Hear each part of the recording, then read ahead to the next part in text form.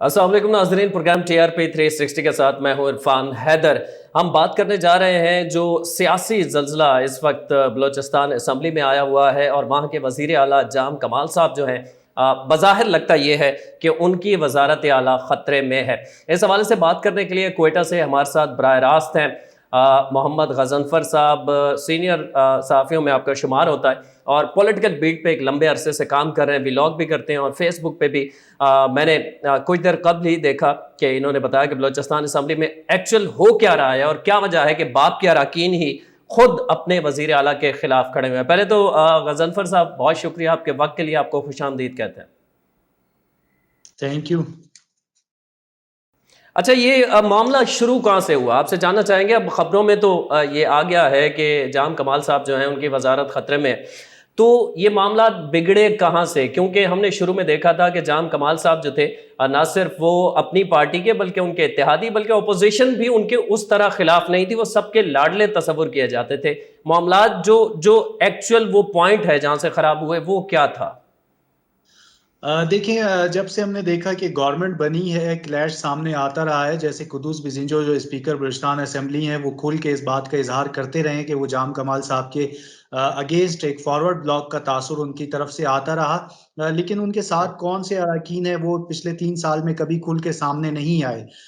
Party के अंदर clash जारी रहा, जबकि जाम कमाल साहब के हल्के के सियासी हरीफ हैं सरदार साले बोहतानी साहब, वो और जान जमाली साहब, जो कि दोनों साबिक वज़ीर आला हैं। वो भी कहा जाता था कि फॉरवर्ड ब्लॉक का हिस्सा हैं, लेकिन उन्होंने कभी खुल के सामने आके बात नहीं की कि वो जाम साहब के अगेंस्ट हैं। तो ये सिलसिला चलता आ रहा था, पार्टी के अंदर के मामलात थे और 3 साल इसी तरह गुज़र गए कि आज जो है जाम साहब जा रहे हैं और कल जा रहे हैं, और उस टाइम हमने देखा कि जो वज़ीर आला बलूचिस्तान है, उनकी पोज़ीशन स्ट्रॉन्ग होती थी, वो कहते थे मामलात हल हो जाएँगे।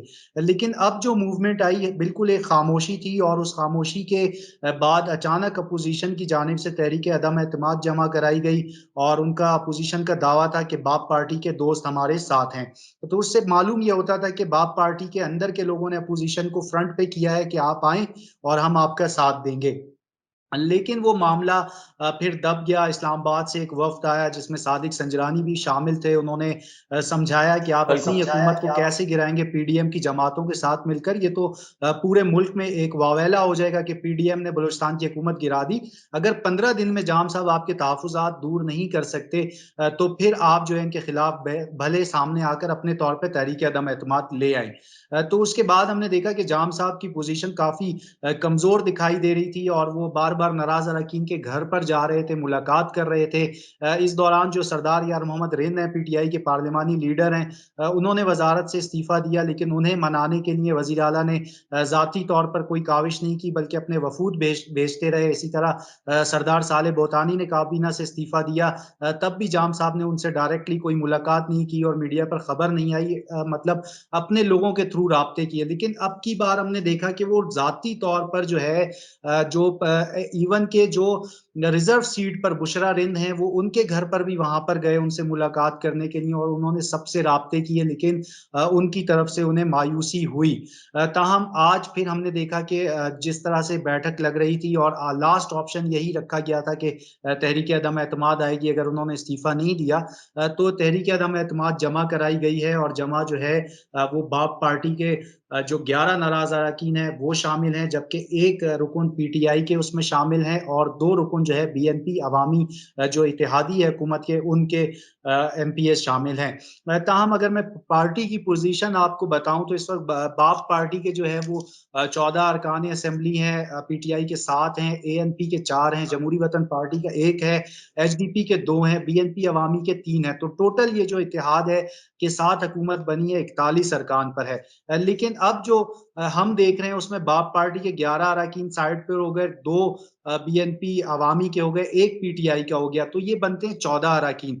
जबकि अपोज़िशन की जो इस वक़्त तादाद है वो बीएनपी 10 है, एमएमए जो मुत्तहिदा मजलिस अमल के प्लेटफ़ॉर्म से इलेक्शन लड़ा, जमीयत उलमा इस्लाम है, तमाम 11 अरकान हैं, पीके मैप का 1 है, पीएमएलएन नवाब सनाउल्लाह ज़हरी वफ़ाकी साबिक वज़ीर आला जो थे वो हैं, और 1 इंडिपेंडेंट नवाब असलम रहसानी है जो साबिक वज़ीर आला हैं। ताहम इन 24 अरकान की मुकम्मल हिमायत जो है वो नाराज अरकान की तरफ है बाप पार्टी के।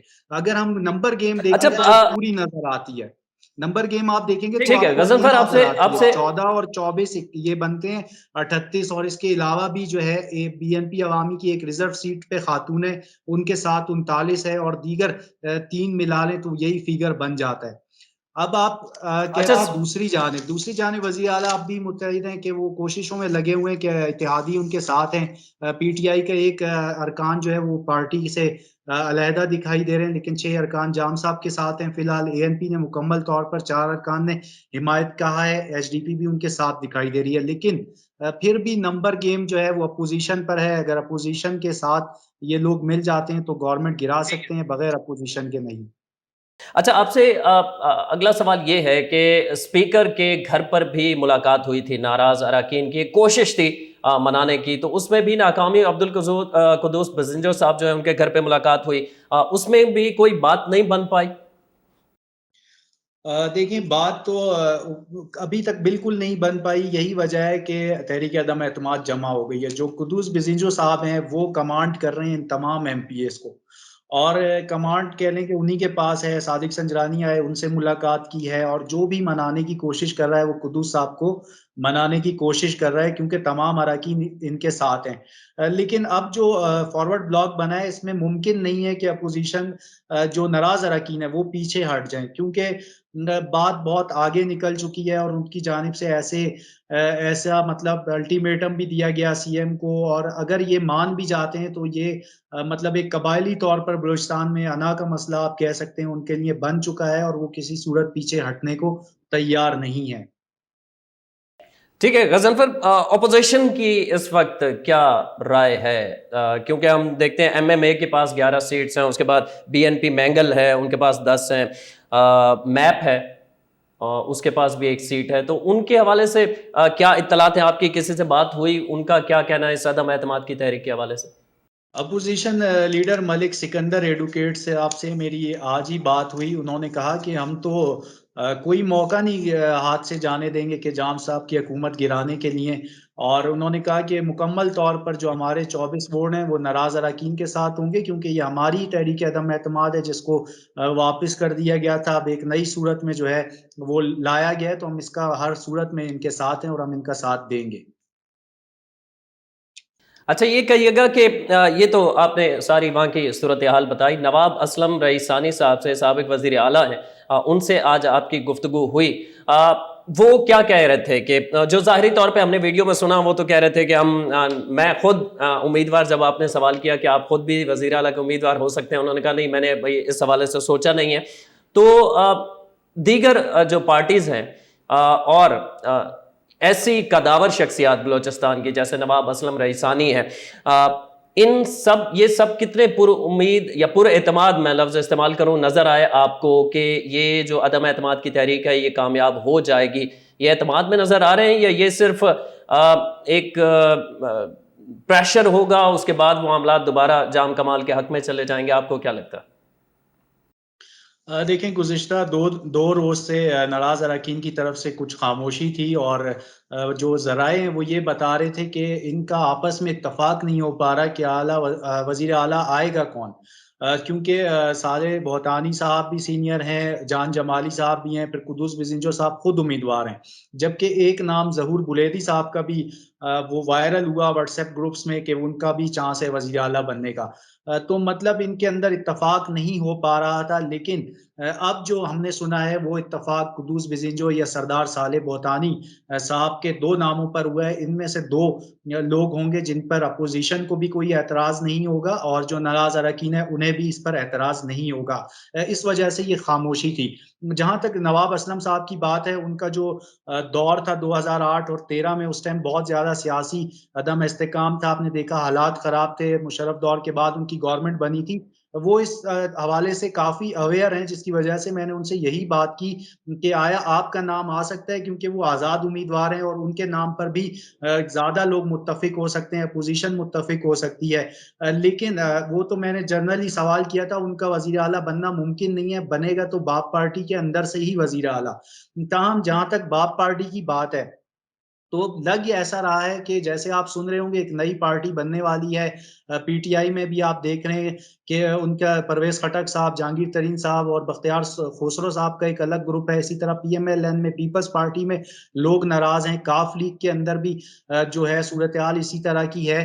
ताहम अब हमें ये लग रहा है कि मेरी मतलब एक जाती वो है कि बाप पार्टी के अंदर अगर इख्तिलाफ बढ़ता है तो पाकिस्तान अवामी पार्टी बन सकती है, जिसका ऐलान हो सकता है। और बाप पार्टी के बाद ये पाप पार्टी जो बनेगी, क्योंकि बाप पार्टी गजनफर, आप जो खबर दे रहे हैं, खबर जो दे रहे हैं, ये ऑब्जर्वेशन है आपकी या आपकी इन्फॉर्मेशन है कि इस तरफ मामला जा रहे हैं, कोई नई पार्टी बनने जा रही है? ये मेरी ऑब्जर्वेशन है, क्योंकि पार्टी बनने जा रही है। ये तो आज तक एक आजकल खबर चल रही है, आपके अपने इल्म में होगा। क्योंकि बाप पार्टी का अगर आप बैकग्राउंड देखेंगे ना, तो बाप पार्टी के अंदर जो तो है उसका 3 उसका आगाज एमपीए हम हैं केपीके के, जो उस पार्टी बनने बाप का पार्टी आगाज से क्या ताल्लुक बलोचिस्तान रखते से हैं। होने जा रहा है? हम देखते हैं कि बलूचिस्तान जब भी अवामी पार्टी विफाक में जब केपीके के विफाक में जब कोई क्या हुकूमत जाने मफाद हो लगती है सकता तो हम है? अक्सर देखते हैं कि क्या मफाद हो सकता है? गजनफर, हम अक्सर देखते हैं कि जब विफाक के अंदर कोई हुकूमत कमज़ोर होने लगती है, उसके मामला डामाडोल होने लगते हैं, तो उसको इब्तदा जो है वो बलूचिस्तान से होती है। तो ये नई पार्टी जो बाप के अंदर से बनने जा रही है, और पीटीआई का आपने इशारा किया उसके अंदर से बनने जा रही है, तो ये क्या बलूचिस्तान से इसका आगाज़ समझें हम? बिल्कुल। जब अगर जाम साहब की हुकूमत यहाँ पर गिरने में कामयाब हो जाएगी, तो यकीनी तौर पर वहाँ पर बैठी पीडीएम में भी एक नई रूह फूक जाएगी। उनमें भी एक आप समझें कि उनका हौसला बुलंद होगा कि हम हुकूमत गिराने में कामयाब हो गए, क्योंकि पीडीएम की जमातों के ताउन के बगैर तो बलूचिस्तान की हुकूमत गिर नहीं सकती। और अगर पीडीएम की जमातों के ताउन से हुकूमत गिरती है, तो यकीनी तौर पर पीडीएम के अंदर जो है वो एक नई रूह आएगी। और आप देखें कि फैसलाबाद में पीडीएम का धरना होने वाला है 16 अक्टूबर, वो जलसा होने वाला है 16 अक्टूबर को। इसी तरह उनका 31 अक्टूबर को भी डेरा गाजी खान में बड़ा जलसा है। अगर इससे पहले बलूचिस्तान की गवर्नमेंट गिर जाती है, तो उन जलसों में आप देखेंगे आपको एक पीडीएम के अंदर एक नई तहरीक नजर आएगी, क्योंकि इलेक्शन भी करीब हैं। और जो लोग पीटीआई के अंदर नाराज हैं और जो दूसरी जमातों में, उनको एक नई जमात की जरूरत भी है। तो यकीनी तौर पर जमात बनेगी। और केपीके के जो 3 एमपीए जिनका ताल्लुक बाप पार्टी से है, वो 3 एमपीए भी इसका जब ये पाकिस्तान पार्टी बनेगी और उसमें चेयरमैन सेनेट जो है सादिक संजरानी साहब का अहम रोल भी होगा। ये मेरी एक ऑब्जर्वेशन है। और इस तरह जब ये बाप पार्टी बन रही थी, तब भी ये बात की जा रही थी कि इसको वफाक के लेवल पे ले जाया जाएगा। तो यकीनी तौर पर अब वो सिलसिला होता दिखाई दे रहा है। लेकिन बहुत शुक्रिया चूंकि ये मोहम्मद। पाकिस्तान की सियासत है, इसमें अगले लम्हे का भी कुछ पता नहीं चलता। तो ये एक ऑब्जर्वेशन है, एक मेरी अपनी जाती राय है, जो मुझे नजर आ रही है सिचुएशन बलूचिस्तान के अंदर, वो मैंने आपसे शेयर किया। बहुत शुक्रिया मोहम्मद गजनफर, हमारे साथ मौजूद थे, कोयटा से बराह रास्त थे। और बलूचिस्तान के अंदर जो सियासी हलचल है और अदम एतमाद की जो है तहरीक, अब वो ज़ोर पकड़ती जा रही है। जाम कमाल साहब वज़ीर आला बलूचिस्तान के ख़िलाफ़, उस हवाले से तफसील से बहुत आगाह किया मोहम्मद गजनफर आपका। आइंदा भी आपको ज़हमत देते रहेंगे। बहुत शुक्रिया आपके वक्त के लिए।